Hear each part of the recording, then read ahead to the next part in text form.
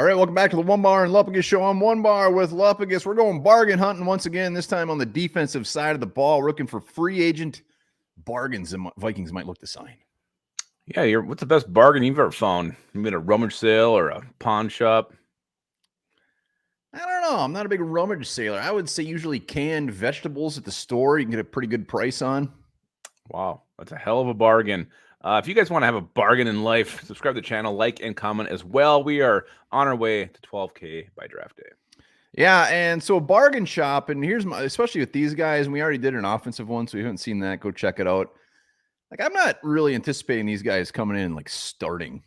I'm saying like maybe a second chance. These guys really haven't panned out. We take a swing on them. Worst case, it's a depth piece. I think what the last one we did, everyone was kind of ripping on us. Like we thought they were going to be like day one starters. Depth at worst.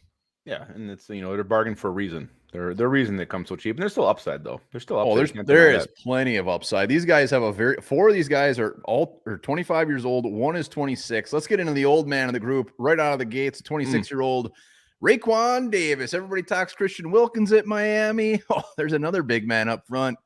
Raekwon Davis, former second rounder. The dude coming out of the draft was highly sought after. Yeah, he was like one of these top 5 picks when the draft season starts in January, and he slowly starts falling. I can't remember what it was with him. Was it an attitude and effort thing? Poor workout? I feel like it was a combination of those things. Yeah, he's like 6'7", 325 pounds. Plays some nose tackle. Also familiar with Brian Flores. I believe he was actually the coach when they drafted him. If I'm wrong, let me know. But again, a guy who just has not hit that potential that he showed in college. Yeah, I mean, and he's had some pretty good players ahead of him. If he were to come here, he would be our nose tackle. He would be the man you would plop in the middle. Is he a starting? We don't know. His big thing, when you read about it, like a lot of these guys, what I look up for these guys is like, why don't the team want to bring him back? Like, why? Like, what's the deal here? What's his time been like with this team? And Davis just seems like it doesn't see enough snaps. They look at his stats. His stats are like nothing, but everybody pretty much says is, look, he did all the dirty work so everybody could get the stats. He wasn't the guy going out there to get 6 sacks a year. I think he only has like two career sacks. Yeah, it wasn't very impressive looking at those. He's making room for everybody behind him, and that's what we want up front. That's what we want in our nose tackle. Hell yeah, that's what we need. Like we said, he's massive, so no one's getting around him. Do some dirty work, freed up so Ivan Pace Jr. can come flying in and make those tackles behind the line of scrimmage. I went back and watched some of his Alabama tape, and the dude was just a beast. He's so huge. He's so huge. I would love Raekwon Davis. Yeah, who wouldn't? Well, obviously the current Dolphins coaching staff doesn't seem to be really high on him. Let's go to another one. I think it's fair to say, draft bust. Isaiah Simmons, currently on the New York Giants. They traded a 7th rounder to the Cardinals to get him. 25 years old, 41 starts. When he was drafted, the big question for him is what are we gonna do with this guy? Like, where is he gonna play? Nobody knew if he's gonna be a safety, linebacker, and honestly, that's kind of been the case in the NFL. Yeah, the talent was always there. Really talent-wise, he was like a top 5 talent that year in the draft, but where are you going to play him? But again, look who the defensive coordinator here is in Minnesota, Brian Flores. He'll play everywhere. Josh McTellus played everywhere. Isaiah Simmons, very similar to the fact that he can play anywhere. And that's where I like the fit here, because I think he's just this versatile piece that Brian Flores could unleash, and maybe you start to see some production from this guy who has the talent. Yeah, and that's absolutely why he's on the list, is just Brian Flores could figure out some way to use this guy. He's good in pass coverage. Tackling, not so much. Against the run, not so much. I could see them playing him in the box, putting him at safety, putting him next to Ivan Pace, whatever. But I think this dude would be fun, and he'd be cheap as hell. 7th round pick they gave up for him. Yeah, so he was drafted by the Cardinals, right? Then Giants? Drafted by the Cardinals, went to the Giants last year. Yeah, okay. Went to the Giants. That's just huge, too. He's ginormous. All right, let's go to an edge rusher. Yetur Gross-Matos, who has had a very gross career so far. Last year was a good one, though. It was his best by far. Well, and that's what you like to see some, maybe some production there at the end of the season. But yeah, again, Vikings, we need some edge rushers. We don't know what Daniil Hunter is going to be. Sounds like he's just going to take the highest offer thrown to him. Smart man. After that, we got Andre Carter, Patrick Jones. We need somebody 6'5", 265. Yetur Gross-Matos, 2nd round pick, right? Is that what he was from Penn State? Yes, he was a 2nd rounder. The thing is, he's been opposite Brian Burns. It's like he had 4.5 sacks in 6 games started this year, which again is his career high. But You're not opposite Brian Burns. I mean, you are setting yourself up to really put up some numbers here. I mean, 4.5 sacks. It sounds like they had him on the line, and then this year they finally put him back to be an edge rusher where he showed some life. So that's what I like about it. And again, we keep saying that Brian Flores. I mean, we got a small sampling what he did with Cam Bynum, what he did with Josh Metellus. I mean, I want to see what he does with these other guys because they got talent.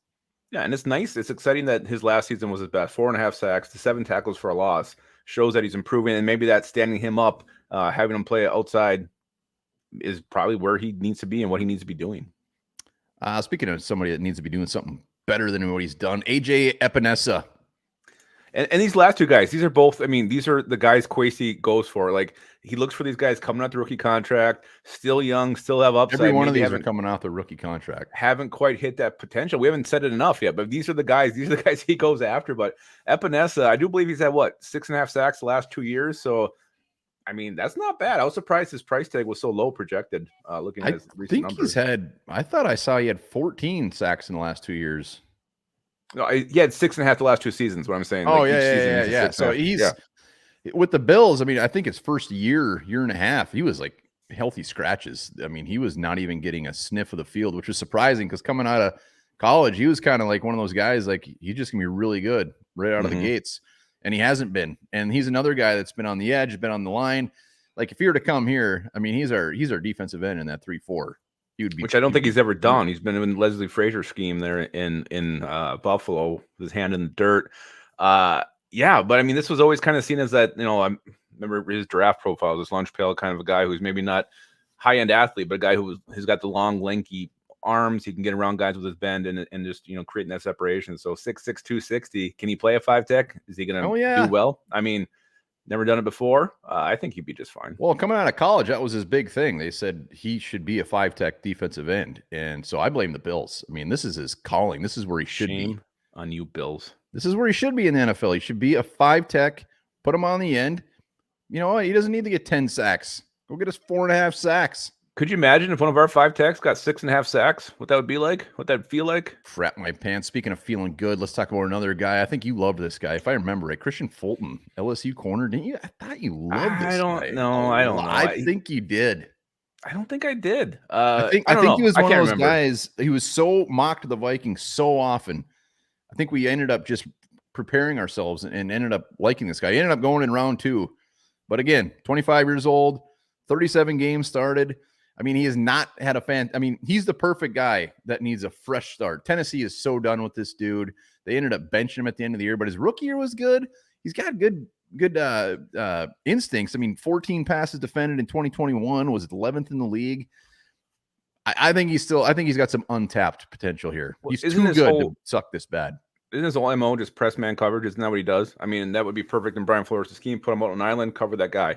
And that's what he's supposed to do. That's what he's supposed to be coming out of college. So I think it's a good fit scheme-wise. And, yeah, change of scenery would be huge. And I think that's what it was. And this guy was so commonly – was that the Jefferson year or the year before where I think everybody just assumed we're going Christian Fulton there? And just never happened. I think he had some character. Didn't he, I think he was 20. I think he was 2020. Yeah, he had some character concerns. That's what bumped him into the second round. But I read a fantastic quote about Christian Fulton being a free agent this year, and it said, like, guys with this talent, this young don't become free agents regardless of how bad they were. Like, this is a guy that should sign a 1-year deal who could make some money or just prove that he sucks, I guess. But I would love to bring Christian Fulton in. Especially with our cornerback group right now. I mean, him and Andrew Booth maybe go at it, see who gets that spot. But hell yeah, I like it. I like it a lot. So those are our 5 youngsters, whippersnappers that can come in, maybe do a 1-year prove it deal. It's a win-win. And yeah, I mean, like you said, these are Kwesi type guys.